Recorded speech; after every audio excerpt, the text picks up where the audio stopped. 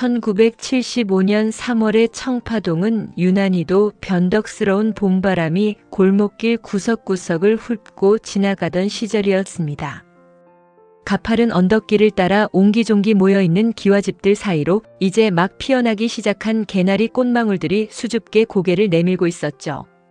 대학 2학년이 된 정희는 전공 서적을 가슴에 꼭 껴안은 채 숨을 헐떡이며 집 앞 골목길에 들어섰습니다.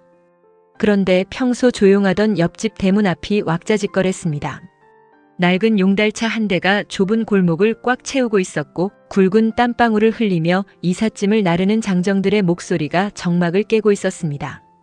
정희는 호기심 어린 눈으로 그 광경을 지켜보다가 용달차 적재함 끝에 놓인 커다란 나무 괴짝 하나에 시선이 멈췄습니다. 거기에는 투박한 글씨로 공업수학, 구조역학 같은 어려운 이름들이 적힌 책들이 가득 쌓여 있었죠. 아, 실례합니다. 잠시만 지나갈게요. 낮고 부드러운 그러면서도 신선한 숲의 향기가 배어있는 듯한 목소리가 정희의 귓가를 스쳤습니다. 고개를 돌린 정희의 눈앞에 한 청년이 서 있었습니다. 흰 면바지에 감청색 체크무늬 남방을 단정하게 받쳐 입은 그는 땀에 젖은 앞머리를 털어내며 정희를 향해 인자하게 웃어 보였습니다. 코끝에 걸린 낡은 뿔테 안경 너머로 반짝이는 눈매가 무척이나 지적이고 선해 보였죠. 아, 네, 죄송합니다. 정희는 자신도 모르게 얼굴이 화끈거리는 것을 느끼며 옆으로 비켜섰습니다. 청년은 가벼운 목례를 남기고 묵직한 책 상자를 번쩍 들어 올리며 대문 안으로 사라졌습니다. 그가 지나간 자리에는 희미한 비누 향기와 풋풋한 청춘의 냄새가 한동안 머물렀습니다. 정희는 자신의 집 대문을 열고 들어가면서도 자꾸만 옆집 쪽으로 고개가 돌아가는 것을 멈출 수 없었습니다. 그날 저녁 정희가 마당에서 빨래를 걷고 있을 때 대문 두드리는 소리가 들렸습니다. 계십니까? 옆집에서 인사 왔습니다. 문을 열자 낮에 본 그 청년이 하얀 김이 모락모락 나는 시루떡 접시를 들고 서 있었습니다. 정희의 어머니가 반갑게 그를 맞이했습니다. 아이고, 오늘 이사 온 총각이구먼. 반가워요. 우리 집은 정희네라고 해요. 반갑습니다, 아주머니. 저는 이민수라고 합니다. 이번에 복학하면서 이쪽으로 방을 얻게 됐어요. 이삿짐 나르느라 소란스러웠을 텐데 이해해 주셔서 감사합니다. 민수는 예의 바르게 허리를 숙여 인사하며 떡 접시를 건넸습니다. 정희는 어머니 뒤에 숨어 그 광경을 지켜보며 심장이 두근거리는 것을 느꼈습니다. 민수의 손은 책을 많이 넘긴 탓인지 마디마디가 굵고 단단해 보였고 손톱 끝은 아주 정갈하게 정리되어 있었습니다. 정희야, 멀뚱히 서 있지 말고 어서 총각한테 인사드려라. 같은 대학 다니는 모양인데 길에서 마주치면 서로 도와야지. 어머니의 등 떠밀림에 정희는 기어들어가는 목소리로 인사했습니다. 안녕하세요. 국문과 2학년 이정희입니다. 민수는 정희를 보며 다시 한번 환하게 웃었습니다. 국문과요? 참 멋진 학문을 하시네요. 저는 공대 기계공학과 3학년입니다. 앞으로 자주 뵙겠네요, 정희 씨. 그의 입에서 자신의 이름이 불리는 순간 정희는 마치 봄볕 아래 놓인 눈사람처럼 마음이 사르르 녹아내리는 기분이었습니다. 민수는 떡 접시를 전해주고 돌아가면서도 담벼락 아래에 핀 개나리를 한번 쓰다듬었습니다. 그날 밤 정희는 창문을 조금 열어두었습니다. 옆집 방 안에서 희미하게 흐르는 통기타 선율이 담장을 넘어왔기 때문입니다. 민수가 튕기는 기타 소리는 1970년대 청춘들의 고독과 낭만을 고스란히 담고 있었습니다. 정희는 그 멜로디에 맞춰 나직하게 시를 은조렸습니다. 다음 날 아침 정희는 평소보다 조금 일찍 집을 나설 채비를 했습니다. 왠지 모를 설렘에 거울 앞에서 머리를 몇 번이고 매만졌죠. 대문을 열고 나선 시간은 정확히 8시 10분. 그런데 놀랍게도 민수가 대문 앞에 서 있었습니다. 그는 가죽 가방을 어깨에 메고 손목시계를 들여다보고 있다가 정희가 나오자 반갑게 손을 흔들었습니다. 좋은 아침입니다, 정희 씨. 학교 가는 길이죠? 버스 정류장까지 같이 걸어갈까요? 정희는 수줍게 고개를 끄덕였습니다. 청파동의 가파른 언덕길을 두 청춘이 나란히 내려가기 시작했습니다. 약 5m 정도의 조심스러운 거리를 둔 채였지만 길가의 핀 꽃들도 골목길을 누비는 길고양이들도 두 사람의 풋풋한 기운에 축복을 보내는 듯 했습니다. 정혜 씨, 저기 전봇대 옆에 핀 꽃 이름이 뭔지 알아요? 아, 저건 산수유예요. 노란색이 참 예쁘죠? 소소한 대화가 오가는 사이 두 사람은 어느덧 버스 정류장에 도착했습니다. 만원 버스 안에서 민수는 정희가 사람들에게 밀리지 않도록 은근히 팔을 뻗어 공간을 만들어 주었습니다. 정희는 민수의 남방 소매 끝자락을 바라보며 이 봄이 영원히 끝나지 않기를 바랐습니다. 청파동의 봄밤은 낮보다 훨씬 깊고 푸른 색조로 물들어갔습니다. 골목길마다 집집에서 피워올린 저녁 연기가 자욱하게 깔리고 된장찌개 끓는 구수한 냄새가 담장을 넘어 길고양이들의 발걸음을 멈추게 하던 시간. 정희는 자신의 방 책상 앞에 앉아 전공서적인 한국 근대시론을 펼쳐들었지만 시선은 자꾸만 창밖 어스름한 어둠 속으로 향했습니다. 옆집 민수의 방 창문에는 벌써 노란 전등불이 켜져 있었습니다. 창살 너머로 비치는 그의 실루엣은 무언가 두꺼운 책을 넘기며 고뇌하는 공대생의 진지한 뒷모습이었죠. 정희는 자신도 모르게 숨을 죽인 채 그 그림자가 움직일 때마다 가슴이 울렁이는 것을 느꼈습니다. 민수 씨는 지금 무슨 공부를 하고 있을까? 구조역학? 기계 설계? 정희에게는 외계어처럼 들리는 그 딱딱한 단어들이 민수의 손끝을 거치면 왠지 모를 낭만적인 리듬으로 변할 것만 같았습니다. 정희는 조심스럽게 라디오의 다이얼을 돌렸습니다. 지지직거리는 잡음 사이로 당시 청춘들의 안식처였던 별이 빛나는 밤의 오프닝 시그널이 흘러나왔습니다. 이종환 DJ의 나직한 목소리가 방 안을 채우자 정희는 창문을 아주 조금 손가락 한마디만큼 열어두었습니다. 이 음악이, 이 따뜻한 목소리가 담장을 넘어 민수의 방까지 닿기를 바라는 간절한 마음이었죠. 그때였습니다. 옆집 마당에서 나직하게 기타줄을 퉁기는 소리가 들려왔습니다. 띠링, 띠리링 마이너스 처음에는 조율을 하는 듯 불규칙하던 선율이 이내 정희가 틀어놓은 라디오 음악의 멜로디를 따라오기 시작했습니다. 민수가 기타를 든 것이었습니다. 정희는 깜짝 놀라 라디오 볼륨을 조금 더 높였습니다. 그러자 민수의 기타 소리도 기다렸다는 듯 더욱 선명해졌습니다. 두 사람 사이에는 붉은 벽돌 담벼락이 가로막고 있었지만 라디오 소리와 기타 선율은 그 물리적인 장벽을 가볍게 뛰어넘어 서로의 공간을 파고들었습니다. 그것은 1970년대 청파동에서만 가능했던 가장 은밀하고도 순수한 형태의 대화였습니다. 어머, 민수 씨. 내 라디오 소리를 듣고 있는 거야? 정희는 얼굴이 발그레해진 채 책상 위에 엎드렸습니다.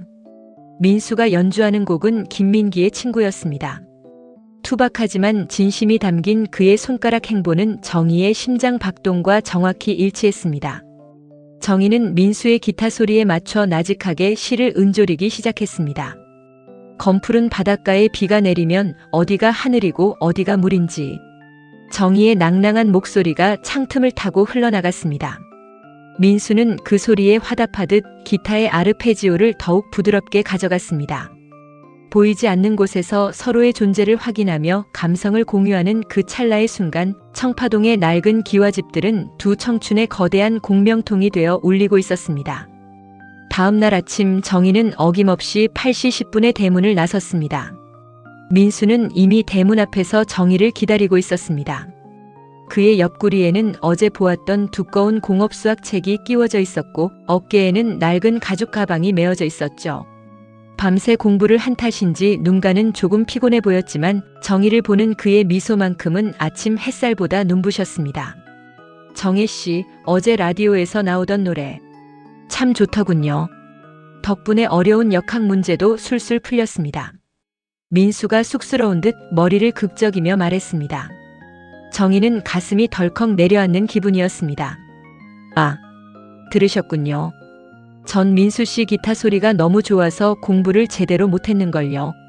공대생이 어쩜 그렇게 감성적으로 기타를 치세요? 두 사람은 나란히 언덕길을 내려가기 시작했습니다. 약 5m의 조심스러운 거리. 민수는 정희의 보폭에 맞춰 천천히 걸음을 옮겼습니다. 길가에 핀 라일락 향기가 코끝을 간지럽혔고 가끔 지나가는 용달차 소리에 대화가 끊기기도 했지만 두 사람의 시선은 자꾸만 서로의 신발 끝자락에 머물렀습니다. 정혜 씨, 국문과에서는 시를 배운다면서요? 저 같은 공대생에게 시는 너무 어렵지만. 어제 정혜 씨가 읊조리던 그 목소리는 마치 하나의 선율 같았습니다. 민수의 예기치 못한 칭찬에 정희는 고개를 푹 숙였습니다. 시란 건 별게 아니에요, 민수 씨. 마음속에 있는 진심을 한 줄의 문장에 담는 거죠.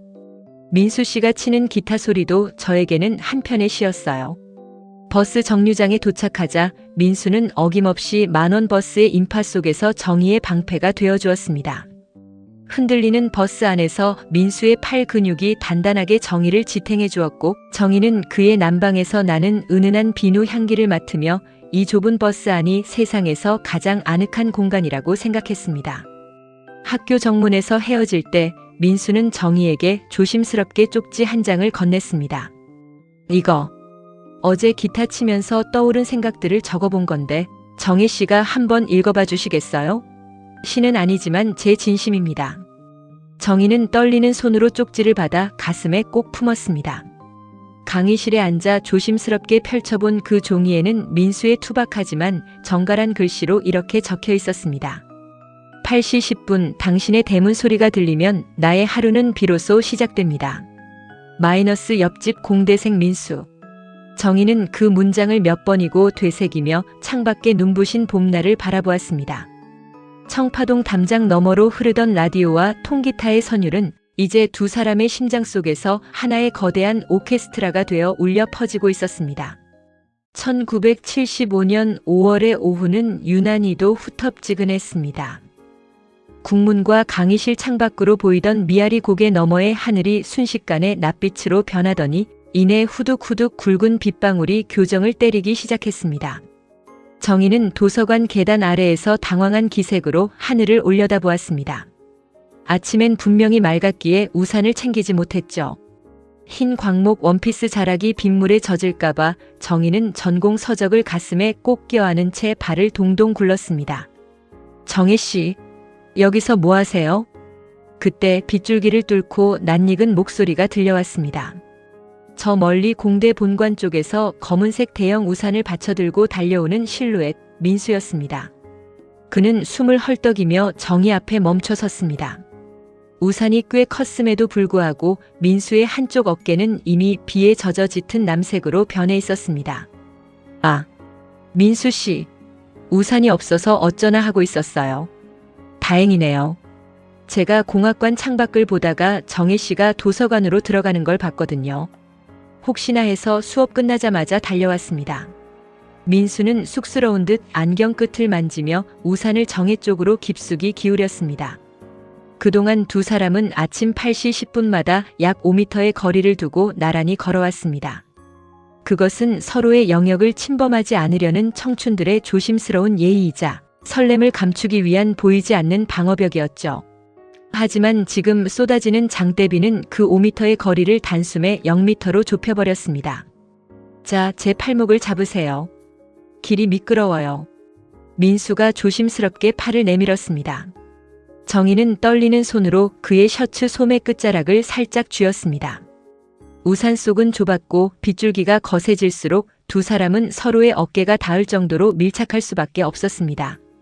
정희의 코끝에 민수의 난방에서 나는 은은한 비누 향기와 빗물에 젖은 흙냄새가 섞여 들어왔습니다. 민수의 팔 근육이 단단하게 정희의 옆구리에 닿을 때마다 정희는 자신의 심장 소리가 빗소리보다 더 크게 울리는 것 같아 고개를 숙였습니다. 정혜 씨, 괜찮아요? 제가 너무 가까이 있어서 불편한 건 아니죠? 민수의 목소리가 정희의 귓가에서 나직하게 울렸습니다. 정희는 고개를 저으며 대답했습니다. 아니요. 민수 씨 어깨가 다 젖고 있잖아요. 제가 미안해서 그렇죠. 하, 괜찮습니다. 공대생 어깨는 이 정도 비엔 끄떡없어요. 정혜 씨 원피스가 젖으면 안 되잖아요. 시 쓰는 분들은 감성이 섬세해서 감기라도 걸리면 큰일이니까요. 민수의 농담 섞인 배려에 정희는 수줍게 웃었습니다. 두 사람은 좁은 우산 하나를 나눠 쓴 채 빗물이 고인 청파동 언덕길을 천천히 올라갔습니다. 길가의 핀 장미들이 빗방울을 머금고 더욱 붉게 타오르고 있었고 우산 위로 떨어지는 빗소리는 마치 두 사람만을 위해 연주되는 경쾌한 드럼 연주 같았습니다. 언덕길 중턱에 다다랐을 때 민수가 갑자기 발걸음을 멈췄습니다. 그는 우산을 든 손에 힘을 주며 정희를 빤히 바라보았습니다. 안경 너머로 보이는 그의 눈동자는 평소보다 훨씬 깊고 진지했습니다. 정혜 씨, 사실 어제 제가 드린 쪽지 답장 안 주셔도 돼요. 그냥 제 마음이 그렇다는 걸 알아주셨으면 해서요. 전 매일 아침 8시 10분이 기다려져요. 대문 여는 소리가 들리면 아, 이제 나의 진짜 하루가 시작되는구나 하고 생각하죠. 정희는 가슴이 터질 것만 같았습니다. 비 오는 날의 습한 공기 속에 민수의 고백이 묵직하게 가라앉았습니다. 정희는 떨리는 목소리로 대답했습니다. 민수 씨, 저도 그래요. 사실 저도 8시 10분 되기 5분 전부터 대문 앞에 서서 숨을 고르곤 해요. 민수 씨 발소리가 들릴 때까지요. 그 순간 두 사람의 시선이 공중에서 얽혔습니다. 민수는 우산을 든 손을 조금 더 정희 쪽으로 당겼습니다. 우산 끝에서 떨어진 빗방울이 민수의 어깨를 타고 흘러내렸지만 그는 아랑곳하지 않았습니다. 정희는 용기를 내어 민수의 셔츠 주머니에 작은 분홍색 쪽지 하나를 조심스럽게 집어넣었습니다. 밤새 썼다 지우기를 반복하며 고심 끝에 적은 정희의 첫 고백이었습니다. 이거 집에 가서 혼자 있을 때 읽어보세요. 제 진심이에요. 정희는 쪽지를 전해주고는 부끄러움에 고개를 푹 숙인 채 빠른 걸음으로 집 대문 안으로 쏙 들어갔습니다. 민수는 쏟아지는 비를 맞으며 한참 동안 정희의 닫힌 대문을 바라보았습니다. 그의 주머니 속에는 방금 정희가 넣어준 분홍색 쪽지가 뜨겁게 달궈지고 있었습니다. 그날 밤 민수는 자신의 방 창가에 앉아 조심스럽게 그 쪽지를 펼쳤습니다. 거기에는 정희의 단아한 필체로 이렇게 적혀 있었습니다. 민수 씨, 저도 민수 씨의 기타 소리가 들리는 청파동의 밤이 가장 좋아요. 우리 내일 아침 8시 10분에도 그 자리에서 만나요. 마이너스 정희 드림. 민수는 그 쪽지를 가슴에 꼭 품은 채 밤새 잠을 이루지 못했습니다. 빗물 냄새 가득했던 청파동의 오후 5m의 거리가 허물어지고 비로소 우리가 되었던 그 찰나의 순간. 그것은 두 사람의 인생에서 가장 눈부신 수채화 한 점으로 남게 될 역사적인 순간이었습니다. 비 오는 날의 고백 이후 청파동의 8시 10분은 세상에서 가장 달콤한 약속이 되었습니다. 민수는 정희가 준 분홍색 쪽지를 가슴 주머니에 넣고 다녔고 정희는 민수의 기타 소리에 맞춰 일기장에 사랑의 시를 써내려갔죠. 하지만 청춘의 계절은 늘 시세 많은 바람을 몰고 오기 마련이었습니다. 사건은 5월의 어느 화창한 오후 공과대학 본관 2층의 기구학 강의실에서 터졌습니다. 민수는 전공 서적 사이에 소중히 끼워두었던 정희의 분홍색 쪽지를 미처 챙기지 못한 채 잠시 자리를 비웠습니다. 그 사이 평소 민수를 시기하던 과 동기들과 짓궂은 친구들이 민수의 책상 위로 몰려들었습니다. 야, 이민수 이 자식 요즘 맨날 싱글벙글 하더니 이거 뭐야? 분홍색 종이네.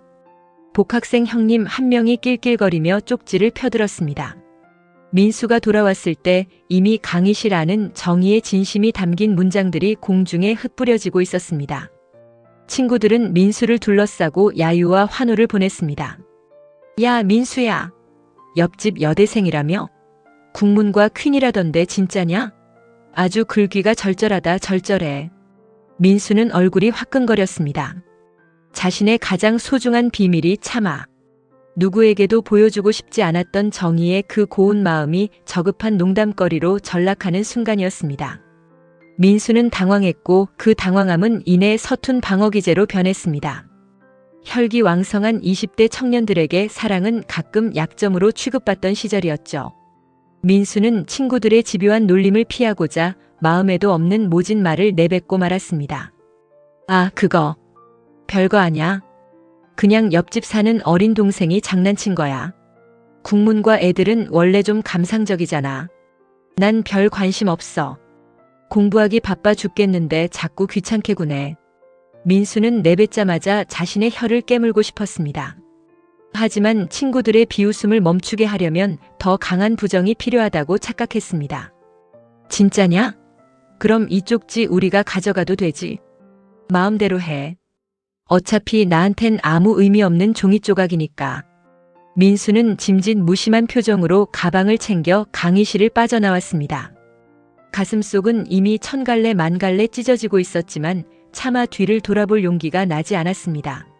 하지만 운명의 신은 잔인했습니다. 하필 그 시각 정희는 민수에게 줄 간식거리를 챙겨 공대 건물 복도를 지나고 있었습니다. 열려있는 강의실 문 사이로 민수의 그 차가운 목소리가 정희의 심장에 날카로운 비수처럼 꽂혔습니다. 옆집 사는 어린 동생, 장난 귀찮게 구네. 아무 의미 없는 종이 조각. 정희의 손에 들려있던 검은 봉투 속의 단팥빵이 바닥으로 툭 떨어졌습니다. 정희는 그 자리에 얼어붙었습니다. 빗속에서 자신을 지켜주던 그 듬직한 어깨, 8시 10분의 그 눈부신 미소, 밤마다 담장을 넘던 그 애틋한 기타 선율. 그 모든 것이 한순간에 가증스러운 거짓말로 변해버렸습니다. 정희는 뒤도 돌아보지 않고 달리기 시작했습니다. 눈물이 앞을 가려 계단을 구르듯 내려왔습니다. 청파동 언덕길을 올라가는 내내 정희는 자신의 어리석음을 탓했습니다. 시를 쓴다면서 사람 마음 하나 제대로 못 읽었구나. 나 혼자 꿈을 꾸고 있었구나. 그날 밤 민수는 죄책감에 시달리며 정희의 집 담벼락 아래를 서성였습니다. 하지만 정희의 방은 불이 꺼진 채 굳게 닫혀 있었습니다. 평소라면 들려왔을 라디오 소리도 나직한 시 낭송 소리도 없었습니다. 민수는 담벽을 손으로 쓸어내리며 속삭였습니다. 정혜 씨 미안해요. 내가 너무 바보 같았어요. 친구들 앞에서 당신 마음을 지켜주려다 오히려 더 큰 상처를 줬네요. 제발 한 번만 내 말을 들어줘요. 하지만 정희는 이불을 뒤집어 쓴 채 숨죽여 울고 있었습니다. 50년 전의 그 서툰 청춘들은 진심을 말하는 법보다 상처를 숨기는 법을 먼저 배웠던 걸까요? 다음 날 아침 정희는 8시 10분이 되기도 훨씬 전인 새벽 7시에 집을 나섰습니다. 민수와 마주치는 것 자체가 숨이 막히는 고통이었기 때문입니다. 민수는 8시 10분 어김없이 대문 앞에 서서 정희를 기다렸습니다. 하지만 9시가 되고 10시가 되어도 정희의 대문은 열리지 않았습니다. 민수는 불안감에 휩싸여 정희의 집 대문을 두드리려다 멈췄습니다. 자신이 내뱉은 그 모진 말들이 이미 담장을 넘어 정희에게 닿았을지도 모른다는 공포가 그를 덮쳤습니다. 청파동의 8시 10분은 그렇게 비극의 서막을 열고 있었습니다. 가장 뜨겁게 타올라야 할 연인들의 계절에 차가운 오해의 서리가 내려앉았습니다. 민수의 서툰 자존심과 정희의 깊은 상처는 이제 50년이라는 긴 세월의 숨바꼭질 속으로 두 사람을 밀어넣으려 하고 있었습니다. 강의실 사건 이후 일주일 청파동의 8시 10분은 차가운 침묵 속에 잠겨버렸습니다. 정희는 민수를 피하기 위해 매일 새벽 7시에 도망치듯 집을 나섰고 민수는 텅 빈 대문 앞을 지키며 자신의 바보 같은 자존심을 탓하며 말라갔습니다. 담장 너머로 흐르던 기타 소리도 라디오의 감미로운 선율도 끊긴 채 골목길에는 무거운 정적만이 감돌았습니다. 그러던 어느 날 오후 민수의 집. 대문 앞을 지키던 우체부가 붉은색 도장이 선명하게 찍힌 봉투 하나를 밀어 넣었습니다. 입영 통지서. 1970년대 청춘들에게 그것은 삶의 궤적을 송두리째 바꿔놓는 강제적인 이별의 선언이었습니다. 복학한 지 얼마 되지 않은 민수에게 그리고 정희와의 오해를 채 풀기도 전인 이 시점에 날아든 입영 소식은 날카로운 벼락과도 같았습니다. 결국 이렇게 가는구나. 정혜 씨 얼굴 한번 제대로 못 보고 민수는 방바닥에 주저앉아 통지서를 뚫어지게 바라보았습니다. 입대 날짜는 고작 일주일 뒤였습니다. 마음이 급해진 민수는 펜을 들었습니다. 정희에게 전하지 못한 진심, 강의실에서 했던 그 모진 말들이 얼마나 큰 거짓말이었는지, 그리고 자신이 얼마나 그녀를 깊이 사랑하고 있는지를 담아내기 위해 밤새 원고지를 채우고 또 채웠습니다. 하지만 민수는 자신이 쓴 긴 편지들을 모두 찢어버렸습니다. 대신 그는 소중하게 간직해온 정희의 그 분홍색 쪽지를 꺼냈습니다. 비에 젖어 쭈글쭈글해지고 친구들의 손때가 묻었지만 그것은 여전히 정희의 향기를 머금고 있었죠. 민수는 그 쪽지 뒷면에 떨리는 필체로 마지막 고백을 적어 내려갔습니다. 정혜 씨, 저 민수예요. 그날 강의실에서의 말은 제 본심이 아니었어요. 당신의 귀한 마음이 남들의 입에 오르내리는 게 싫어 바보같이 둘러댄 거였어요. 저 사실 일주일 뒤에 입대합니다. 이대로 떠나면 평생 후회할 것 같아 이렇게 글을 남겨요. 내일 아침 8시 10분 예전처럼 그 골목 어귀에서 기다릴게요. 제발. 마지막으로 얼굴 한 번만 보여주세요. 민수는 이 편지를 새벽 안개가 자욱한 정희의 집 대문 틈 사이에 조심스럽게 끼워 넣었습니다. 혹여나 바람에 날아갈까봐 돌멩이로 살짝 눌러두는 것도 잊지 않았죠. 그는 대문 앞에서 한참을 서성이다가 정희가 잠들어 있을 방 창문을 향해 나직하게 작별 인사를 건넸습니다. 하지만 운명은 이 가련한 연인들을 철저히 외면했습니다. 새벽 기도를 다녀오던 정희의 어머니가 대문에 끼어있던 그 분홍색 종이 조각을 발견한 것입니다. 당시 노안이 심했던 어머니는 안경을 쓰지 않은 탓에 그 작은 글씨들을 알아보지 못했습니다. 에구, 웬 쓰레기가 이렇게 지저분하게 끼어있노. 바람에 날려온 건가 보네. 어머니는 무심결에 그 종이를 주워들고 부엌으로 향했습니다. 아침 밥상을 차리기 위해 아궁이에 불을 지피던 참이었죠. 활활 타오르는 장작불 사이로 민수의 피 끓는 고백과 입대 전 마지막 약속이 담긴 편지는 순식간에 불길 속으로 던져졌습니다. 치익 마이너스 소리와 함께 분홍색 종이의 가장자리가 검게 타들어가기 시작했습니다. 민수의 간절한 문장들이 불꽃 속에서 비틀거리며 연기가 되어 사라졌습니다. 정희는 마당에서 세수를 하며 아궁이에서 올라오는 연기 냄새를 맡고 있었지만 자신의 운명이 그 안에서 재가 되고 있다는 사실은 꿈에도 몰랐습니다. 엄마, 오늘 아침은 웬일로 불이 잘 붙네. 정희의 무심한 한마디에 어머니는 그저 허허 웃으며 대답했습니다. 그러게 말이다. 웬 종이 조각 하나 태웠는데 화력이 좋네. 어여 밥 먹고 학교 갈 준비해라. 정희는 밥을 먹는 둥 마는 둥 하고 평소처럼 일찍 집을 나섰습니다. 민수와 마주칠까봐 7시 40분에 대문을 나선 정희의 발치에는 아궁이에서 덜 타서 날아온 검은재 조각 하나가 힘없이 내려앉았습니다. 8시 10분. 민수는 눈이 빠지도록 골목 위쪽을 바라보았습니다. 어제 그 자리에 서서 정희가 나오기만을 간절히 기도했습니다. 8시 10분이면 정혜 씨가 나올 거야. 내 편지를 읽었다면 분명히 나와줄 거야. 하지만 8시 20분, 8시 30분이 지나도 정희의 대문은 굳게 닫혀 있었습니다. 민수는 절망했습니다. 결국 정혜 씨는 나를 용서하지 않는구나. 내 마지막 고백조차 무시할 만큼 나를 미워하는구나. 민수는 고개를 떨군 채 무거운 발걸음을 돌려 짐을 챙기기 시작했습니다. 청파동의 아침 햇살은 잔인하리만치 눈부셨고 정희의 집 아궁이에서는 여전히 민수의 진심이 담긴 마지막 연기가 하늘로 흩어지고 있었습니다.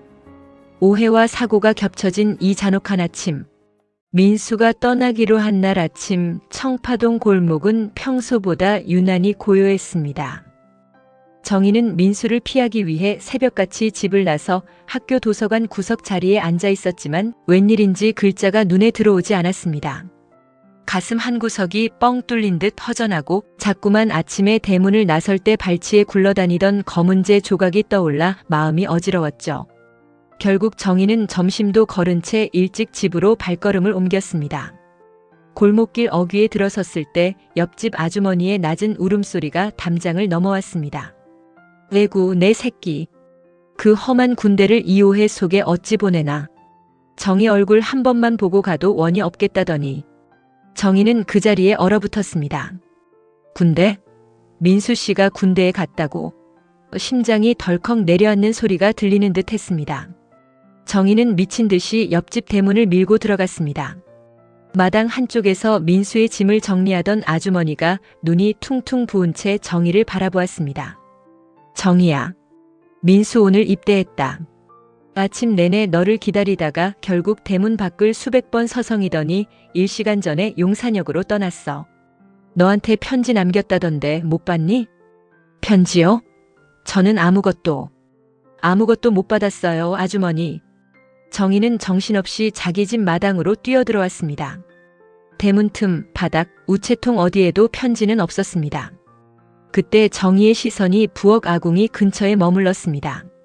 아침에 어머니가 불을 지피고 남은 하얀 재 더미 사이로 유난히 눈에 띄는 분홍색 종이 조각 하나가 바람에 살랑이고 있었습니다. 정희는 재 속으로 손을 집어넣었습니다. 뜨거운 열기가 남아 있었지만 아랑곳하지 않았습니다. 검은 그을음이 묻은 채 반쯤 타버린 종이 조각. 그 뒷면에는 민수의 절박한 필체가 고스란히 남아 있었습니다. 좋아합니다. 본심이 아니었어요. 8시 10분. 마지막으로 얼굴 한 번만. 안 돼. 엄마, 이걸 왜 태웠어?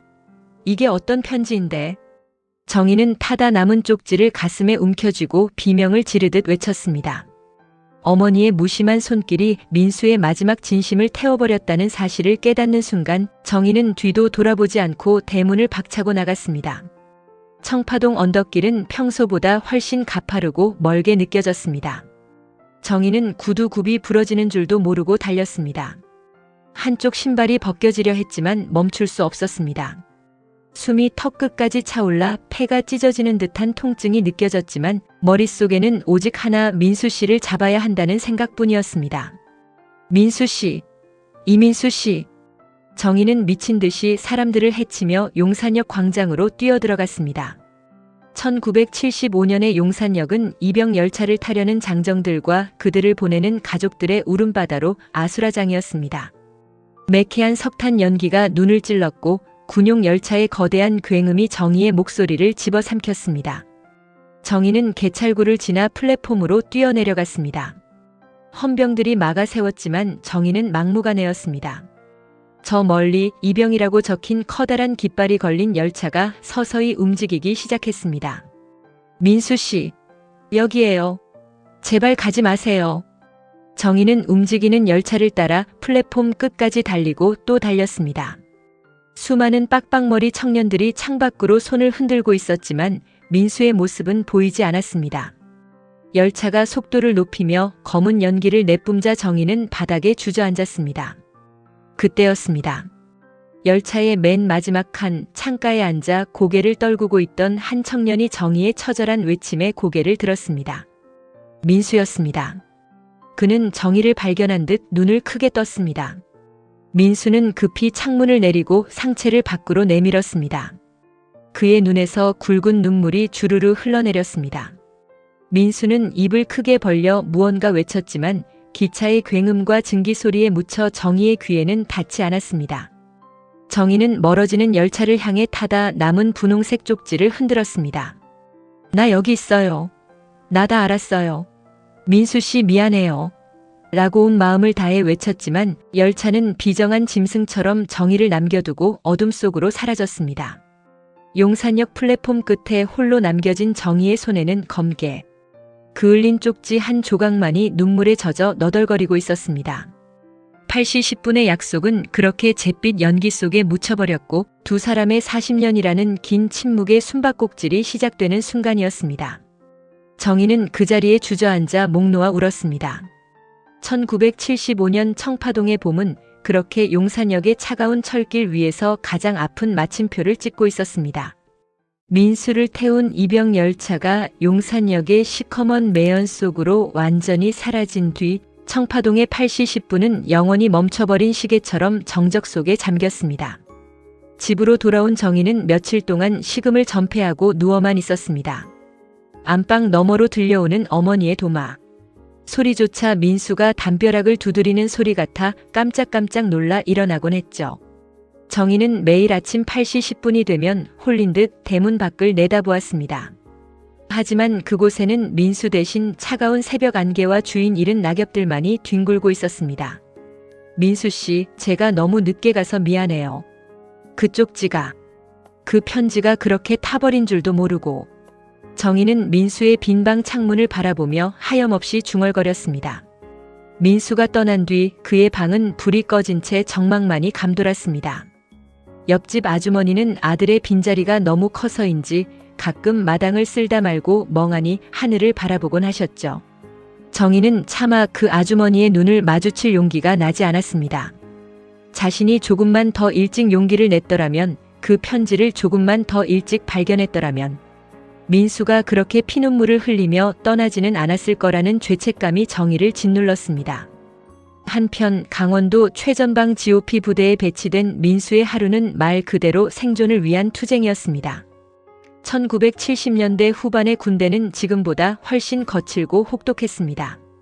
살을 애듯 불어오는 칼바람과 끝도 없이 쏟아지는 눈더미 속에서 민수는 하루에도 수십 번씩 정희의 이름을 속으로 되뇌었습니다. 고된 훈련과 선임들의 가혹한 기압 속에서도 민수를 버티게 한 것은 오직 하나, 용산역 플랫폼 끝에서 자신을 부르며 울부짖던 정희의 마지막 모습이었습니다. 민수는 취침 시간마다 관물대 안쪽에 정희의 얼굴을 그리며 편지를 썼습니다. 보급받은 편지지가 모자라 훈련 수첩의 뒷장을 찢어 쓰기도 했고, 때로는 담배 갑 안쪽의 은지에 날카로운 돌로 글자를 새기기도 했습니다. 사랑하는 정희 씨에게. 이곳은 벌써 첫눈이 내렸습니다. 하얀 눈을 치우다 보면 문득 정희 씨의 맑은 눈망울이 떠올라 가슴이 시려옵니다.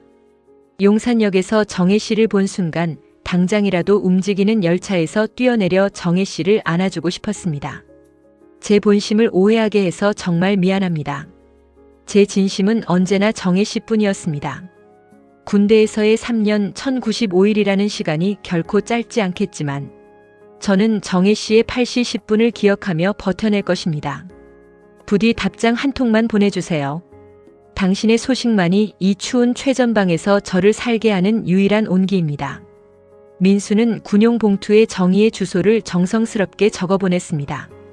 하지만 운명은 이 가련한 연인들을 돕지 않았습니다. 당시 극심했던 우편 배달 사고는 물론이고 최전방 부대의 특성상 편지들은 검열관의 책상 위에서 며칠씩 머물다 사라지기 일쑤였습니다. 게다가 정희가 보냈던 수많은 답장 역시 민수가 작전 수행을 위해 주둔지를 옮기는 과정에서 행방불명되거나 엉뚱한 부대로 전달되어 반송되었습니다. 정희는 매일 오후 우체부 아저씨의 오토바이 소리가 들릴 때마다 신발도 신지 않은 채 대문 밖으로 뛰어나갔습니다. 아저씨, 혹시 강원도에서 온 편지 없나요? 이민수라는 이름으로 온 거요. 하지만 우체부 아저씨는 매번 안타까운 표정으로 고개를 저었습니다. 아이고 정혜양, 오늘도 소식이 없네. 전방 군인들 편지가 가끔 늦기도 하니까 너무 상심 마요. 그렇게 1년이 지나고 2년이 흘렀습니다. 정희의 방 책상 서랍에는 민수에게 차마 보내지 못한 편지 뭉치만 쌓여갔습니다. 정희는 민수가 자신을 잊었다고 생각했습니다. 기차역에서 본 그 눈물이 마지막이었나 보구나. 민수 씨는 이제 나를 용서하지 않는구나. 군대의 거친 생활이 그의 마음속에서 나를 지워버렸나 봐. 라는 절망이 정희를 잠식했습니다. 1970년대 후반의 서울은 빠르게 변해가고 있었습니다. 청파동 골목길에도 현대식 연립주택들이 들어서기 시작했고 정희의 대학 동기들은 하나둘 졸업을 하고 취직을 하거나 시집을 갔습니다. 어머니는 정희에게 맞선을 보라고 성하였습니다. 정희야, 이제 그만 잊어라. 소식도 없는 사람을 언제까지 기다릴 거니? 군대 간 지 3년이 다 되어 가는데. 편지 한 장 없으면 그건 인연이 아닌 게다. 어머니의 모진 말에 정희는 입술을 깨물며 눈물을 참았습니다. 사실 정희도 알고 있었습니다. 민수가 돌아올 기약이 없다는 것을. 하지만 정희는 믿고 싶었습니다. 그날 용산역 창밖으로 내밀었던 민수의 젖은 눈동자가 결코 거짓이 아님을 말입니다. 정희는 매일 아침 8시 10분 그가 돌아오길 바라며 대문 앞을 지켰습니다. 그것은 정희에게 있어 삶을 지탱하는 유일한 의식이었습니다. 민수 역시 마찬가지였습니다. 제대를 앞둔 병장이 되어서도 그는 신병들이 들어올 때마다 혹시 청파동 소식을 아느냐고 묻곤 했습니다. 하지만 돌아오는 것은 그런 곳은 모릅니다라는 대답뿐이었죠. 민수는 정희가 자신을 기다리지 않고 다른 사람에게 떠났을지도 모른다는 공포에 밤잠을 설쳤습니다. 내가 보낸 편지들을 읽었다면 답장을 주었을 텐데. 정희 씨는 정말 나를 지워버린 걸까? 세월은 무정하게 흘러 1095일이라는 시간이 지났습니다. 민수가 제대할 시기가 되었음에도 청파동 민수의 집 대문은 열리지 않았습니다. 그러던 어느 추운 겨울날 정희는 옆집이 이사를 간다는 청천벽력 같은 소식을 듣게 됩니다. 민수의 아버지가 사업에 실패하면서 집을 급하게 내놓게 된 것이었죠. 민수의 어머니는 짐을 챙기며 정희를 불러 낡은 종이 상자 하나를 건넸습니다. 정희야, 이거 민수가 군대에서 보내왔던 편지들인데 주소가 잘못 적혔는지 우리 집으로 반송되어 왔던 거다. 너한테 꼭 전해주고 싶었는데 이제야 주는구나. 상자 안에는 민수가 군대에서 쓴 일기장과 끝내 정희에게 닿지 못한 채 꼬깃꼬깃해진 수백 통의 편지들이 가득 들어 있었습니다. 정희는 그 자리에 주저앉아 민수의 필체를 어루만지며 오열했습니다. 편지 봉투마다 적힌 날짜들은 정희가 그를 그리워하며 잠 못 이루던 날들과 정확히 일치했습니다. 민수 씨, 바보같이 이렇게나 많이 썼으면서 나는 그것도 모르고. 하지만 정희가 진실을 알았을 때 민수는 이미 가족들과 함께 어디론가 떠난 뒤였습니다. 제대 후 집으로 돌아왔던 민수는 정희의 대문 앞에서 며칠 밤을 지새우다 그녀가 맞선을 보러 나간다는 소문을 듣고 절망하며 서울을 떠났던 것이었죠. 서로가 서로를 향해 수만 번 손을 뻗었지만 간발의 차이로 엇갈린 두 사람의 인연은 그렇게 1095일의 잿빛 기록과 함께 40년의 침묵 속으로 잠겨버렸습니다. 민수가 청파동을 떠나고 1980년대의 서울은 눈부신 성장의 속도 속에 옛 골목의 기억들을 하나둘 지워갔습니다. 정희는 결국 어머니의 눈물 어린 호소와 집안의 기대를 저버리지 못하고 중매로 만난 성실한 은행원 영호 씨와 결혼했습니다. 영호 씨는 청파동 담벼락 아래서 기타를 치던 민수와는 정반대의 사람이었습니다. 숫자에 밝았고 감상보다는 안정을 우선시하는 정석적인 가장이었죠. 결혼 생활은 평탄했습니다. 정희는 두 아이의 어머니가 되었고 남편의 뒷바라지를 하며 남들이 보기엔 부러울 것 없는 중산층의 삶을 살았습니다. 하지만 정희의 마음 깊은 곳에는 남편조차 결코 열어볼 수 없는 잠긴 방이 하나 있었습니다. 그 방 안에는 늘 1975년의 눅눅한 빗물 냄새와 아궁이에서 재가 되어버린 분홍색 쪽지 조각 그리고 용산역의 매캐한 석탄 연기가 고여 있었습니다. 엄마, 비 오는데 왜 베란다에서 멍하니 있어? 감기 걸려. 딸아이의 목소리에 정희는 화들짝 놀라며 창문을 닫곤 했습니다. 비가 오는 날이면 정희는 어김없이 40년 전 그 좁은 우산 속 민수의 단단한 어깨가 닿던 그 감각을 떠올렸습니다. 남편 영호 씨가 퇴근해 돌아오는 시간은 늘 저녁 7시였지만 정희의 시계는 아침 8시 10분만 되면 이유 없이 멈춰 섰습니다. 남편에게는 한 번도 말하지 못한 평생의 비밀이자 죄책감이었습니다. 한편 서울을 떠나 경기도 외곽에 자리를 잡았던 민수의 삶은 훨씬 더 고단했습니다. 건설 현장의 기사로 시작해 밤낮 없이 일에만 매달렸던 민수는 부모님의 권유로 만난 생활력, 강한 아내 순자 씨와 가정을 꾸렸습니다. 민수는 자식들을 남부럽지 않게 키워내기 위해 사우디아라비아의 뜨거운 모래바람 속에서도 3년을 버텼습니다. 하지만 그 지독한 더위 속에서도 민수가 머리맡에 두고 보던 것은 낡은 수첩 한 권이었습니다. 그 수첩에는 정희가 좋아하던 윤동주의 시, 구절들과 끝내 붙이지 못하고 반송되어 왔던 편지들의 초안이 빽빽하게 적혀 있었습니다. 정혜 씨, 이곳 사막의 밤하늘은 청파동의 밤하늘보다 별이 많네요. 하지만 당신의 목소리가 들리지 않는 이 별빛은 그저 차가운 돌조각 같습니다. 민수는 아내에게 헌신적인 남편이었지만 술기운이 오르는 밤이면 혼자 마당에 앉아 소리 나지 않는 손가락으로 허공에 기타를 튕기곤 했습니다. 세월은 무정하게 흘러 두 사람 모두 머리에 서리가 내려앉았습니다. 정희는 10년 전 남편 영호 씨를 암으로 먼저 떠나보냈고 민수 역시 5년 전 지병으로 고생하던 아내와 사별했습니다. 자식들은 모두 출가하여 제 몫의 삶을 찾아갔고 거대한 아파트 숲속에 홀로 남겨진 두 노인에게 남은 것은 비대해진 그리움뿐이었습니다. 정희는 가끔 거울을 보며 주름진 자신의 얼굴을 어루만졌습니다. 민수 씨가 지금의 나를 본다면 알아볼 수 있을까? 아니, 그 사람은 어디서 누구와 어떤 노년을 보내고 있을까? 정희는 죽기 전에 단 한 번이라도 민수에게 그날 용산역에서 당신을 반노라고 당신의 편지를 너무 늦게 발견해서 미안하노라고 말하고 싶었습니다. 그것은 정희에게 남은 생의 마지막 숙제와도 같았습니다. 민수 또한 마찬가지였습니다. 아내의 49제를 지내고 돌아오던 길 민수는 문득 자신이 평생 모은 재산보다 청파동 시절 정희가 주머니에 넣어주었던 그 분홍색 쪽지 한 조각이 더 귀했다는 것을 깨달았습니다. 민수는 이제 더 이상 잃을 것도 눈치 볼 것도 없는 나이가 되어서야 비로소 정희를 찾고 싶다는 열망에 휩싸였습니다. 정희 씨, 우리는 왜 그렇게 서툴렀을까요? 왜 그 8시 10분의 약속을 지키지 못하고 40년을 돌아서 가야만 했을까요? 1975년에 청춘들이 겪었던 오해와 사고, 그리고 각자의 가정을 지켜내기 위해 감내해야 했던 40년의 인내. 두 사람은 서로의 생사조차 모른 채 각자의 계절을 혹독하게 견뎌왔습니다. 정희는 남편의 제사상을 차리면서도, 민수는 아내의 유품을 정리하면서도 서로를 향한 기도를 멈추지 않았습니다. 부부로서의 도리를 다하면서도 영혼의 절반은 늘 청파동의 그 가파른 언덕길에 서 있었던 두 사람. 40년이라는 긴 빈자리는 단순히 비어있는 시간이 아니었습니다. 그것은 서로를 향한 그리움이 켜켜이 쌓여 만들어진 가장 단단하고도 슬픈 사랑의 화석이었습니다. 이제 이 화석이 깨어나 기적을 일으키기까지 운명은 두 사람을 2025년의 어느 봄날로 천천히 인도하고 있었습니다.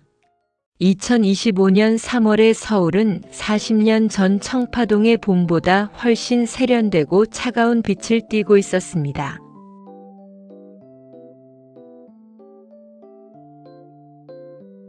예순을 훌쩍 넘긴 정희는 새로 이사온 아파트의 거실 창가에 앉아 멍하니 밖을 내다보고 있었습니다. 며칠 전 이삿짐을 정리하다 안방 깊숙한 곳에서 발견한 낡은 함 하나가 무릎 위에 놓여 있었죠. 그 안에는 40년 전 청파동 골목길의 냄새가 배어있는 빛바랜 일기장과 끝내 주인에게 닿지 못했던 타닥 남은 분홍색 쪽지 조각이 소중하게 간직되어 있었습니다. 벌써 40년이라니. 그 시절에 나는 왜 그렇게 서툴렀을까? 정희는 주름진 손으로 일기장의 첫 페이지를 넘겼습니다. 1975년 3월 25일. 오늘 우리 옆집에 봄이 이사왔다. 잉크 자국 선명한 그 문장을 읽는 순간 정희의 코끝에는 다시금 팔시루떡의 달콤한 향기와 수정과의 알싸한 계피 향이 감도는 것 같았습니다. 민수와 함께 걷던 5m의 거리, 좁은 우산 속에서 느껴지던 그의 비누 향기, 그리고 8시 10분만 되면 터질 듯이 뛰던 심장 소리까지. 40년이라는 긴 세월도 그 풋풋했던 기억만큼은 깎아내지 못했습니다. 정희는 무거운 몸을 일으켜 복도로 나섰습니다. 새로 이사온 아파트는 층간 소음이 제법 심한 편이었습니다. 며칠 전부터 위층에서 들려오는 짐 옮기는 소리와 가끔씩 들리는 묵직한 발소리에 잠을 설친 탓에 정희는 머리가 지끈거렸습니다. 정희는 경비실에 들러 조심스럽게 항의라도 해볼까 싶어 현관문을 열고 엘리베이터 앞으로 향했습니다. 그때였습니다. 딩동 마이너스 소리와 함께 엘리베이터 문이 열리고 백발이 성성한 한 노신사가 커다란 상자 하나를 든 채 내렸습니다. 굽은 등과 깊게 파인 주름, 그리고 코끝에 아슬아슬하게 걸린 낡은 뿔테 안경. 정희는 순간 숨이 멎는 것 같았습니다. 40년이라는 세월이 덧칠되어 있었지만 그 안경 너머로 반짝이는 지적인 눈매와 인자한 미소는 정희의 기억 속에 박제된 20대의 그 청년과 너무나도 닮아 있었습니다. 아, 실례합니다. 혹시 아래층 사시는 분인가요? 노신사가 상자를 내려놓으며 이마에 땀을 닦았습니다. 그의 목소리는 1975년 청파동 담벼락 너머로 들려오던 그 청량한 웃음소리의 낮은 변주곡이었습니다. 정희는 떨리는 목소리로 겨우 입을 뗐습니다. 혹시 성함이 어떻게 되시는지요? 노신사는 의아한 표정으로 정희를 바라보다가 이내 인자하게 웃으며 대답했습니다. 이민수라고 합니다. 어제 이 아파트 위층으로 이사 왔지요. 짐 정리를 하느라 좀 시끄러웠죠? 정말 죄송합니다. 안 그래도 사과하러 내려오려던 참이었어요. 이민수. 그 이름 석자가 정희의 귓가에 울리는 순간 40년 동안 멈춰있던 정희의 시계 바늘이 요란한 소리를 내며 돌아가기 시작했습니다. 정희는 주머니 속에서 40년 전 자신의 어머니가 아궁이에 던졌으나 차마 다 타지 못했던, 그래서 자신이 재 속에서 울며 건져 올렸던 그 분홍색 쪽지 조각을 꺼내 그에게 내밀었습니다. 민수의 눈이 휘둥그레졌습니다. 그는 들고 있던 상자를 바닥에 떨어뜨린 채 떨리는 손으로 그 낡은 종이 조각을 받아들었습니다. 좋아합니다. 8시 10분. 비록 그 으름이 묻고 끝이 타버렸지만 그것은 분명 자신이 군대에 가기 전날 정희의 대문 틈에 끼워 넣었던 자신의 마지막 진심이었습니다. 정혜 씨? 정말 정혜 씨인가요? 두 노인의 눈에서 굵은 눈물이 주르르 흘러내렸습니다. 40년 전 용산역 플랫폼에서 기차의 연기 속에 묻혀버렸던 그 이름들이 비로소 2025년의 아침 공기 속에서 선명하게 만났습니다. 민수는 정희의 손을 꼭 잡았습니다. 세월에 깎여 거칠어진 손이었지만 그 온기만큼은 1975년 비 오는 날 우산 아래서 스쳤던 그 따스함 그대로였습니다. 민수는 자신이 이사온 상자 속에서 낡은 수첩 하나를 꺼냈습니다. 그 수첩의 맨 마지막 페이지에는 정희가 보냈던 편지의 내용을 민수가 군대에서 수백 번 고쳐 쓴 필사본이 적혀 있었습니다. 정혜 씨, 저는 제대하고 청파동으로 제일 먼저 달려갔어요. 하지만 정혜 씨네 집은 이미 이사가 버리고 없더군요. 편지도 한 통 닿지 않았고 저는 당신이 저를 영원히 잊은 줄만 알았습니다. 민수 씨, 저도 당신을 원망하며 살았어요. 우리 엄마가 그 편지를 아궁이에 던진 줄도 모르고 당신이 저를 그저 옆집 동생으로만 생각하고 떠난 줄 알았거든요. 나중에 타다 남은 조각을 발견하고 역으로 달려갔지만 이미 늦었었죠. 두 사람은 아파트 복도 창가에 서서 한참을 울고 웃었습니다. 50년 전 5m의 거리를 유지하며 걷던 두 사람은 이제 0m의 거리에서 서로의 심장 박동을 느끼며 서 있었습니다. 민수는 상자 구석에서 빛바랜 기타 케이스를 꺼냈습니다. 정혜 씨, 기억나나요? 청파동 담벼락 아래서 제가 가끔 치던 그 노래. 민수의 투박한 손가락이 기타줄을 튕기자 1970년대의 애틋한 포크송 선율이 복도를 가득 채웠습니다. 그 소리는 마치 40년 전 8시 10분 두 사람이 골목길을 나란히 걷던 발소리처럼 경쾌하고도 아련했습니다. 정희는 민수의 어깨에 고개를 기댔습니다. 40년이라는 긴 세월을 돌아 마침내 두 청춘의 숨바꼭질이 끝이 났습니다. 민수 씨, 내일 아침에도 8시 10분에 나올 거죠? 그럼요, 정혜 씨. 이번엔 제가 먼저 대문 앞에서 기다릴게요. 아니, 이젠 대문이 아니라 우리 집 앞에서요. 두 사람의 백발 위로 따스한 봄 햇살이 내려앉았습니다. 40년 전 아궁이 불길 속으로 사라졌던 진심은 반세기 가까이 돼서야 비로소 활짝 핀 개나리꽃처럼 두 사람의 노년 속에 다시 피어났습니다. 8시 10분. 이제 그 시간은 아픈 그리움의 시간이 아니라 함께 산책을 나설 수 있는 축복의 시간이 되었습니다. 2025년의 봄이 깊어갈 무렵 민수와 정희는 중대한 결정을 내렸습니다. 아파트 복도를 사이에 두고 위층과 아래층 혹은 옆집 이웃으로 지내며 8시 10분마다 초인종을 누르던 설렘도 좋았지만 이제는 1분 1초도 서로의 기척을 놓치고 싶지 않다는 간절함이 두 사람을 움직였습니다. 40년을 돌아온 연인에게 콘크리트 벽 하나는 여전히 너무나 먼 거리였기 때문입니다.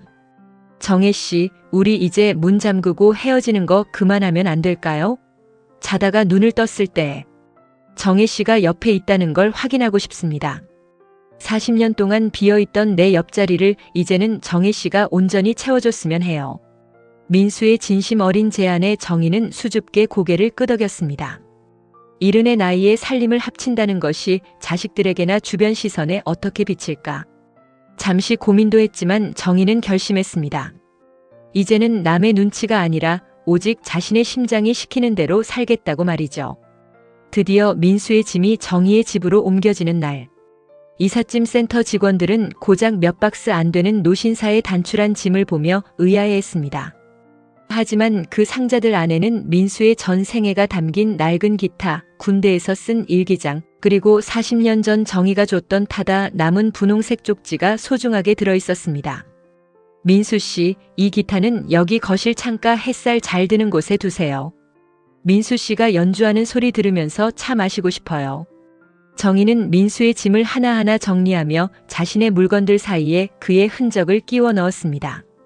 40년 전에는 담벼락 하나를 사이에 두고 서로의 방 창문을 훔쳐봐야 했지만 이제는 같은 거실에서 같은 노을을 바라볼 수 있게 되었습니다.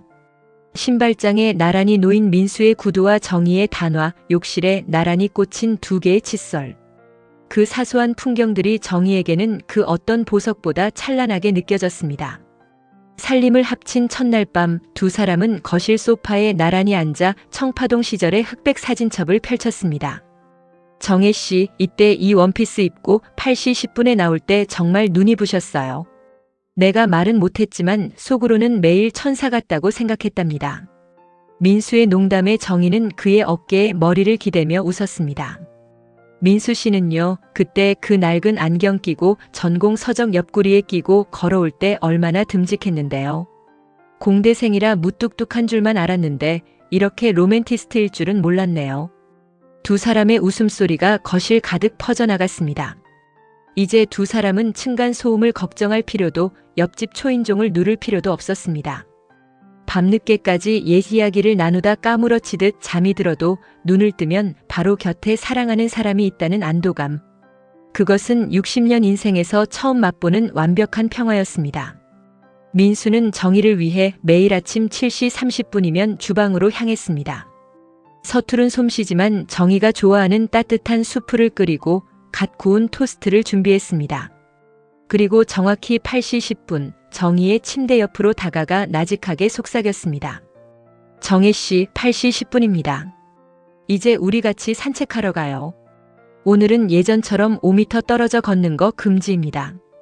두 사람은 손을 꼭 잡고 아파트 단지를 걸었습니다. 이제 이웃 사람들은 이들을 옆집 사는 노인들이 아니라 참 금슬 좋은 부부로 부르기 시작했습니다. 정희는 민수의 팔짱을 끼고 당당하게 걸었습니다. 40년 전 그 골목길에서 수천 번은 상상만 했던 그 장면이 이제는 일상이 되었습니다. 비가 오는 날이면 두 사람은 베란다에 나란히 앉아 빗소리를 감상했습니다. 예전엔 비가 오면 민수의 어깨가 젖을까 걱정하며 우산을 기울였던 정희였지만 이제는 따뜻한 집 안에서 민수가 타준 커피 향기를 맡으며 함께 빗줄기를 바라보았습니다.